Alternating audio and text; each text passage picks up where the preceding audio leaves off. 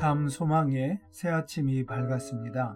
2025년 5월 6일 새벽 기도회 찬송가 545장 이 눈에 아무 증거 아니 배워도 함께 부르시면서 하나님 앞에 나아가시겠습니다.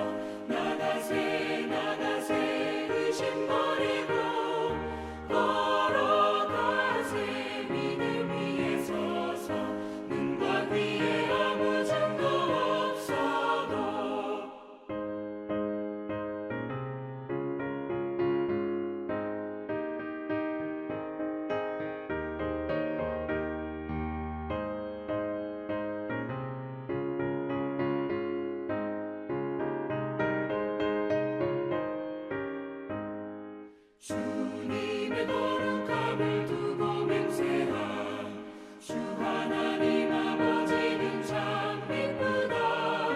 그 귀한 모든 약속 믿는 자에게 능치 못할 무슨 일이 있을까. 걸어가세 믿음 위에 서서 나가세 나가세 의심 버리고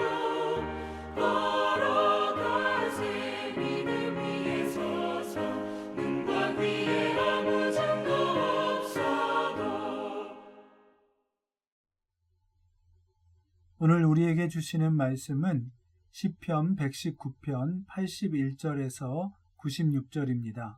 시편 119편 81절에서 96절 말씀 함께 봉독하겠습니다. 나의 영혼이 주의 구원을 사모하기에 피곤하오나 나는 주의 말씀을 바라나이다. 나의 말이 주께서 언제나 나를 안위하실까 하면서 내 눈이 주의 말씀을 바라기에 피곤하니이다. 내가 연기 속의 가죽부대같이 되었으나 주의 율례들을 잊지 아니하나이다. 주의 종의 날이 얼마나 되나이까. 나를 핍박하는 자들을 주께서 언제나 심판하시리이까.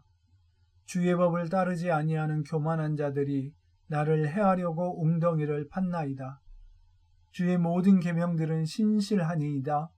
그들이 이유 없이 나를 핍박하오니 나를 도우소서. 그들이 나를 세상에서 거의 멸하였으나 나는 주의 법도들을 버리지 아니하였사오니 주의 인자하심을 따라 나를 살아나게 하소서. 그리하시면 주의 입의 교훈들을 내가 지키리이다. 여호와여, 주의 말씀은 영원히 하늘에 굳게 섰사오며 주의 성실하심은 대대에 이르나이다. 주께서 땅을 세우셨으므로 땅이 항상 있사오니 천지가 주의 규례들대로 오늘까지 있음은 만물이 주의 종이 된 까닭이니이다. 주의 법이 나의 즐거움이 되지 아니하였다면 내가 내 고난 중에 멸망하였으리이다. 내가 주의 법도들을 영원히 잊지 아니하오니 주께서 이것들 때문에 나를 살게 하심이니이다. 나는 주의 것이오니 나를 구원하소서. 내가 주의 법도들만을 찾았나이다. 악인들이 나를 멸하려고 엿보오나 나는 주의 증거들만을 생각하겠나이다. 내가 보니 모든 완전한 것이 다 끝이 있어도 주의 계명들은 심히 넓으니이다. 아멘. 인생을 사노라면 정말 말할 수 없는 고난과 고통의 끝없는 터널을 지날 때가 있기도 합니다. 기도해도 하나님은 멀리 계신 것 같고 귀를 닫으신 것 같고 눈을 가리고 보지 않으시는 것 같은 때에, 그리고 설사 듣고 보았다 하시더라도 무슨 이유에서든지 그 상황에서 우리를 건져내지 않으시고 계실 때, 우리는 오늘 시인의 말처럼 어느 때까지니까 하나님께 묻지 않을 수 없으며 그 고통의 고난의 때가 속히 지나기를 바랄 수밖에 없습니다. 어떤 경우에는 가해자와 피해자가 분명할 때도 있습니다. 누가 고난을 초래했는지, 누가 억울하게 고난을 당했는지. 그러나 우리 인생의 한계 때문에 마치 욥기처럼 고난 당하는 자도 또 그 고난을 당하게 만드는 자도 다 회개해야 하는 경우가 있을 수도 있습니다. 어제에 이어 계속해서 고난 중에도 깨닫게 하시는 하나님의 말씀에 대해 살펴보면서 우리를 지으시고 온 천하 만물을 지으시고 붙들어 가시는 광대하신 하나님의 역사에 대해 시인의 고백처럼 조금이라도 더 알게 되는 저희가 되기를 소원합니다. 오늘 읽은 말씀을 보면 어제 말씀과 계속 연결되는 부분이 있습니다. 먼저 하나님의 학교라고 불리는 고난에 대한 언급입니다. 어제 읽은 말씀에서는 67절에 고난당하기 전에는 내가 그릇 행하였더니 라고 고난이라는 말이 나오고, 또 71절에 고난당한 것이 내게 유익이라 하며 고난에 대해서 이야기하고 있고, 75절에서는 주께서 나를 괴롭게 하심이라는 말이 나오는데, 이 괴롭게 하신다는 말이 곧 고난이라는 말과 같은 말입니다. 그리고 이처럼 시인에게 고난을 선사한 이들이 혹은 고난에 빠지게 만든 사람들이 교만한 자들이라고 하며 그들의 특징을 거짓이라고 이야기를 했었습니다. 오늘 저희가 읽은 81절에서 96절 본문 말씀에서는 이 교만한 자들이 바로 주의 법을 따르지 아니하는 자다, 이렇게 이야기를 합니다. 69절과 이 85절의 대꾸법을 가만히 보면 이 둘이 서로 겹치고 있는 것을 알 수 있습니다. 교만한 자들이 거짓을 지어 나를 치려하였다 하는 말하고, 또 85절 후반부에 교만한 자들이 나를 해하려고 웅덩이를 팠다 하는 말이 대가 되는 반면에 나는 전심으로 주의 법도들을 지키리이다 하는 말과 교만한 자들에 대해서 주의 법을 따르지 아니하는 자들이다 하는 말이 또 대꾸를 이루고 있습니다. 즉 주님의 말씀을 따라 살지 않고 거짓을 말하는 교만한 자들이 반대로 주님의 말씀을 지키고 또 그 말씀대로 살아가려고 하는 시인을 해하려고 했던 것을 알 수 있습니다. 그리고 오늘 읽어본 말씀을 보면 84절에서 87절까지 이 교만한 자들이 시인을 어떻게 고난 속에서 힘들게 했는지가 나옵니다. 84절 말씀을 보면 나를 핍박하는 자들을 주께서 언제나 심판하시리이까 이야기하고 있고, 85절에서는 교만한 자들이 나를 해하려고 웅덩이를 팠나이다. 또 86절에서 그들이 이유 없이 나를 핍박합니다. 또 87절에서 그들이 나를 세상에서 거의 멸하였다. 이렇게 이야기하고 있습니다. 이런 말씀들을 종합해보면 시인은 이들의 핍박으로 인해서 거의 죽게 되었다 말하면서 81절에서 84절에 약속의 말씀대로 주의 구원을 사모하고 바라기에 피곤하다, 언제 나를 안위하실 것인가 기다리는 그 상황이 마치 83절에 나오는 연기 속의 가죽부대와 같다 말하면서 84절에서 주님 이러다가 제가 죽겠습니다 하며 안타깝게 부르짖고 있습니다. 이 연기 속의 가죽부대라는 말은 사람들이 몇 가지 의미로 해석을 하는데요. 먼저 긍정적인 의미로 이 고난을 통해서 무언가 하나님의 귀한 은혜를 담아낼 수 있는 그런 준비가 된다 하는 의미에서 좋은 포도주 부대를 만들려고 무두질한다 하는 그런 뜻으로 생각하기도 합니다. 혹은 단순하게 불에 그을리다 못해서 이제 우들두들해지고 여기저기 구멍이 나서 쓸모가 없어진 상태에 이를 정도로 소진되었다 하는 그런 뜻으로도 이해를 합니다. 혹은 이 부대에 좋은 낙농 제품을 얻기 위해서 발효되도록 재 속에 던져진 상태가 연기 속에 있는 가죽 부대라고 이해하기도 합니다. 그리고 마지막으로 모두질을 할 때 가죽 부대를 나무에 매달아서 연기에 그을리는데, 이처럼 나무에 매달려서 고난을 겪는 것이 십자가의 고난을 연상하게 하고 그 후에 부활을 기대하게 하는 것이다. 이런 해석들도 있습니다. 이외에도 몇 가지 해석들이 더 있는데, 오늘 본문의 전체적인 맥락을 볼 때에 고난이 너무 심해서 거의 죽게 될 정도로 소진되었다라고 보는 게 1차적인 뜻으로 맞을 것 같습니다. 그럼에도 여전히 이러한 고난을 통과한 뒤에 연단을 통해서 더 좋은 열매를 맺고 더 나은 하나님의 도구로 사용될 것이기 때문에 다른 해석들도 여전히 그 의미가 통한다고 볼 수 있겠습니다. 이처럼 고난 중에 하나님의 응답이 더딘 것 같이 여겨질 때에 더 이상 견딜 수 없어서 마치 연기 속에 있는 가죽 부대와 같다라고 할 정도로 정말 힘들고 어려운 상황에서 간절히 기도하면서 하나님께 호소했던 시인이 마침내 말씀으로 이겨냈고 또다시 믿음의 걸음을 내디디고 있는 것을 알 수 있습니다. 실제로 81절부터 88절까지를 보면 현재 상황에서, 즉 고난의 상황 가운데 기도하면서 간절히 하나님께 호소하고 있는 모습인 것을 알 수 있고, 이제 89절부터 96절까지 내용을 보면 이미 하나님의 구원을 체험한 사람으로서, 즉 앞선 8절에서 그렇게 간절히 간구한 결과 하나님께서 마침내 하나님의 때에 구해 주셨고, 이제는 그 안타깝고 힘들었던 때를 생각하면서 신실하신 하나님께서 행하신 일들을 찬송하면서 앞으로도 여전히 그 믿음대로 말씀을 따라 살겠다고 하는 고백을 하고 있는 것입니다. 여러분, 우리 인생에서 한 번의 고난의 학교를 통과하고 나서 졸업, 그 다음에는 평탄대로만 있다면 얼마나 좋겠습니까? 그러나 악한 마귀나 혹은 악인의 핍박과 시험이 결코 일회적으로 단회적으로 끝나지 않습니다. 계속해서 끊임없이 찾아오게 됩니다. 그래서 시인은 95절 말씀을 보면 이러한 상황을 두고 또 여전히 악인들이 나를 멸하려고 엿보고 있다, 이렇게 표현을 하고 있습니다. 그러나 시인은 이미 하나님의 놀라운 구원을 체험했기에, 그리고 이것으로 하나님의 사람으로 인침을 받았기 때문에 그는 감사의 마음을 가지고 나는 주의 것이오니 나를 구원하소서, 이렇게 이야기하고 있습니다. 그리고 그가 어떻게 이 고난의 상황에서 이 어려운 시험의 때를 잘 이겨냈는가 하는 것을 보면 이 모든 것들이 다 하나님의 말씀을 붙들었기 때문인 것을 알 수 있습니다.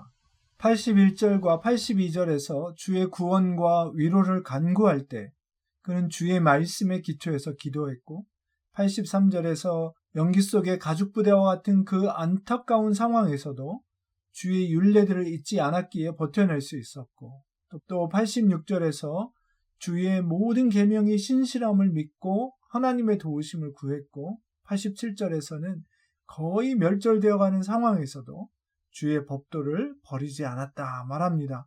그리고 92절에서는 이때를 회상하며 말하기를 그 고난 중에도 주의 법을 즐거워했기에 멸망치 않았다, 이렇게 말하고 있습니다. 또한 어제 말씀에 이어서 우리를 지어 세우시고 또 온 땅을 지어서 세우시고 천지 만물이 복종하게 하여서 붙들고 계시는 그 하나님의 은혜가 날마다 신실하신 그 능력으로 우리를 붙들고 계시기에 우리 존재와 또 이 천하 만물이 있는 것을, 온 우주가 있는 것을 알기에 그는 이 말씀을 붙들고 놓지 않았다고 고백하고 있습니다.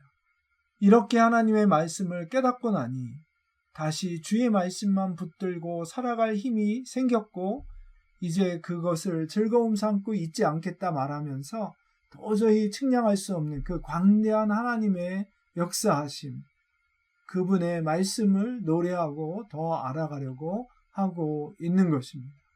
96절 말씀처럼 우리가 생각할 수 있는 완전함을 넘어서는, 도저히 헤아릴 수 없는 그 광대하신 하나님의 말씀에 그 한 끝자락이라도 붙잡을 수 있는 우리가 되도록 오늘 귀한 말씀처럼 하나님의 말씀이 영원히 참 진리요 생명인 것을 확신하면서 그 어떤 때에라도 이 말씀을 붙잡고 이 말씀으로 이겨내고 살아내고 승리할 수 있는 저희 모두가 되기를 간절히 소원합니다.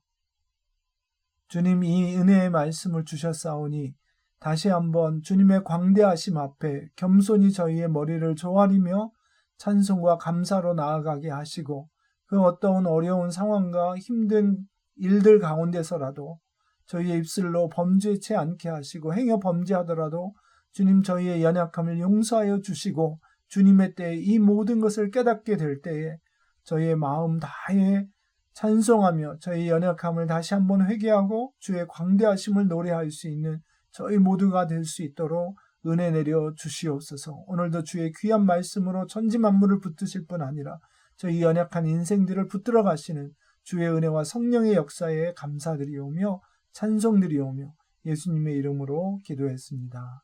아멘. RBBB 성경 읽고 성경 없는 민족 축복하기. 오늘 우리가 함께 읽을 성경 말씀은 열왕기하 24장에서 25장 말씀입니다.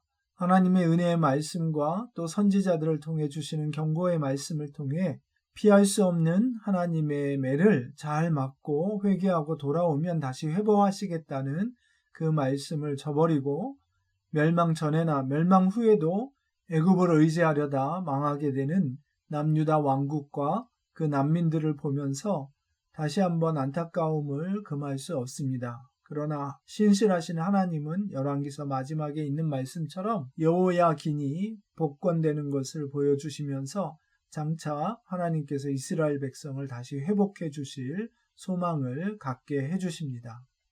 오늘도 말씀 안에서 겸손히 하나님의 뜻을 구하는 저희 모두가 되기를 간절히 소원합니다. 제24장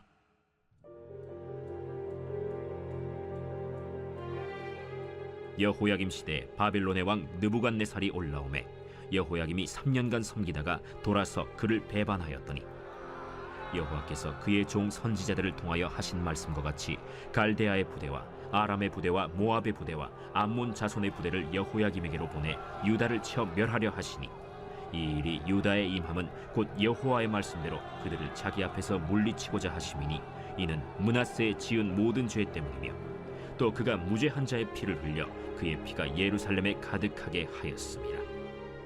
여호와께서 사하시기를 즐겨하지 아니하시니라.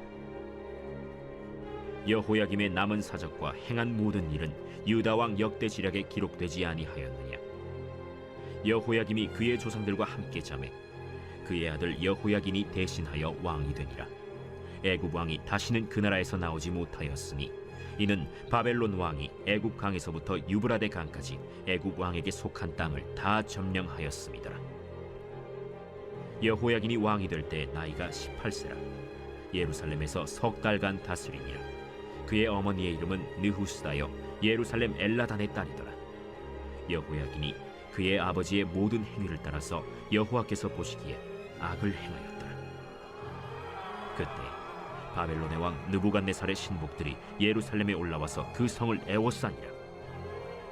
그의 신복들이 애워쌀 때 바벨론의 왕 느부갓네살도 그 성에 이르니 유다의 왕 여호야긴이 그의 어머니와 신복과 지도자들과 내시들과 함께 바벨론 왕에게 나아가매 왕이 잡으니 때는 바벨론의 왕 8째 해이라. 그가 여호와의 성전의 모든 보물과 왕궁 보물을 집어내고 또 이스라엘의 왕 솔로몬이 만든 것 곧 여호와의 성전의 금그릇을 다 파괴하였으니 여호와의 말씀과 같이 되었더라. 그가 또 예루살렘의 모든 백성과 모든 지도자와 모든 용사 10,000명과 모든 장인과 대장장이를 사로잡아가매 비천한 자 외에는 그 땅에 남은 자가 없었더라. 그가 여호야긴을 바벨론으로 사로잡아가고 왕의 어머니와 왕의 아내들과 내시들과 나라의 권세 있는 자도 예루살렘에서 바벨론으로 사로잡아가고 또 용사 7,000명과 장인과 대장장이 1,000명 곧 용감하여 싸움을 할 만한 모든 자들을 바벨론 왕이 바벨론으로 사로잡아 가고 바벨론 왕이 또 여호야긴의 숙부 마따니아를 대신하여 왕으로 삼고 그의 이름을 고쳐 시드기야라 하였더라. 시드기야가 왕이 될 때 나이가 21세라. 예루살렘에서 11년간 다스리니라. 그의 어머니의 이름은 하무다리요 림나인 예레미야의 딸이더라. 그가 여호야김의 모든 행위를 따라 여호와 보시기에 악을 행한지라. 여호와께서 예루살렘과 유다를 진노하심이 그들을 그 앞에서 쫓아내실 때까지 이르렀더라. 시드기야가 바벨론 왕을 배반하니라. 제 25장. 시드기야 제9년 10째 달 10일에 바벨론의 왕 느부갓네살이 그의 모든 군대를 거느리고 예루살렘을 치러 올라와서 그 성에 대하여 진을 치고 주위에 토성을 쌓으매 그 성이 시드기야 왕 제11년까지 포위되었더라. 그해 넷째 달 9일에 성중에 기근이 심하여 그 땅 백성의 양식이 떨어졌더라. 그 성벽이 파괴되매 모든 군사가 밤중에 두 성벽 사이 왕의 동산 견문길로 도망하여 갈대아인들이 그 성읍을 에워쌌으므로 그가 아라바 길로 가더니 갈대아 군대가 그 왕을 뒤쫓아가서 여리고 평지에서 그를 따라잡으매 왕의 모든 군대가 그를 떠나 흩어진지라. 그들이 왕을 사로잡아 그를 림나에 있는 바벨론 왕에게로 끌고 가매 그들이 그를 심문하니라. 그들이 시드기야의 아들들을 그의 눈앞에서 죽이고 시드기야의 두 눈을 빼고 놋사슬로 그를 결박하여 바벨론으로 끌고 갔더라. 바벨론 왕 느부갓네살의 19째 해 5월 7일에 바벨론 왕의 신복 시위대장 느부사라단이 예루살렘에 이르러 여호와의 성전과 왕궁을 불사르고 예루살렘의 모든 집을 귀인의 집까지 불살랐으며 시위대장에게 속한 갈대아 온 군대가 예루살렘 주위의 성벽을 헐었으며 성중에 남아있는 백성과 바벨론 왕에게 항복한 자들과 무리 중 남은 자는 시위대장 느부사라단이 모두 사로잡아가고 시위대장이 그 땅에 비천한 자를 남겨두어 포도원을 다스리는 자와 농부가 되게 하였더라. 갈대아 사람이 또 여호와의 성전의 두 놋기둥과 받침들과 여호와의 성전의 놋바다를 깨뜨려 그 놋을 바벨론으로 가져가고 또 가마들과 부삽들과 부집개들과 숟가락들과 섬길 때에 쓰는 모든 놋그릇을 다 가져갔으며 시위대장이 또 불옮기는 그릇들과 주발들 곧 금으로 만든 것이나 은으로 만든 것이나 모두 가져갔으며 또 솔로몬이 여호와의 성전을 위하여 만든 두 기둥과 한 바다와 받침들을 가져갔는데 이 모든 기구의 놋무게를 헤아릴 수 없었으니 그 한 기둥은 높이가 18규빗이요 그 꼭대기에 놋머리가 있어 높이가 3규빗이요 그 머리에 둘린 그물과 석류가 다 놋이라. 다른 기둥의 장식과 그물도 이와 같았더라. 시위대장이 대제사장 스라야와 부제사장 스바냐와 성전 문지기 3사람을 사로잡고 또 성중에서 사람을 사로잡았으니 곧 군사를 거느린 내시 1사람과 또 성중에서 만난 바 왕의 시중 5사람과 백성을 징집하는 장관의 서기관 1사람과 성중에서 만난 바 백성 60명이라. 시위대장 느부사라단이 그들을 사로잡아 가지고 림나 바벨론 왕에게 나아가매 바벨론 왕이 하마 땅 림나에서 다 쳐 죽였더라. 이와 같이 유다가 사로잡혀 본토에서 떠났더라. 유다 땅에 머물러 있는 백성은 곧 바벨론 왕 느부갓네살이 남긴 자라. 왕이 사반의 손자 아히감의 아들 그달리아가 관할하게 하였더라. 모든 군대 지휘관과 그를 따르는 자가 바벨론 왕이 그달리아를 지도자로 삼았다 함을 듣고 이에 느다니아의 아들 이스마엘과 가레아의 아들 요하난과 느도바 사람 단후메스의 아들 스라야와 마가 사람의 아들 야사니아와 그를 따르는 사람이 모두 미스바로 가서 그달리아에게 나아가매 그달리아가 그들과 그를 따르는 군사들에게 맹세하여 이르되 너희는 갈대아인을 섬기기를 두려워하지 말고 이 땅에 살며 바벨론 왕을 섬기라. 그리하면 너희가 평안하리라. 7월에 왕족 엘리사마의 손자 느다니아의 아들 이스마엘이 부하 10명을 거느리고 와서 그달리아를 쳐서 죽이고 또 그와 함께 미스바에 있는 유다 사람과 갈대아 사람을 죽인지라. 노소를 막론하고 백성과 군대 장관들이 다 일어나서 애굽으로 갔으니 이는 갈대아 사람을 두려워함이었더라. 유다의 왕 여호야긴이 사로잡혀간 지 37년, 곧 바벨론의 왕 에윌무로닥이 즉위한 원년 12월 그달 27일에 유다의 왕 여호야긴을 옥에서 내놓아 그 머리를 들게 하고 그에게 좋게 말하고 그의 지위를 바벨론에 그와 함께 있는 모든 왕의 지위보다 높이고 그 죄수의 의복을 벗게 하고 그의 일평생에 항상 왕의 앞에서 양식을 먹게 하였고 그가 쓸 것은 날마다 왕에게서 받는 양이 있어서 종신토록 끊이지 아니하였더라.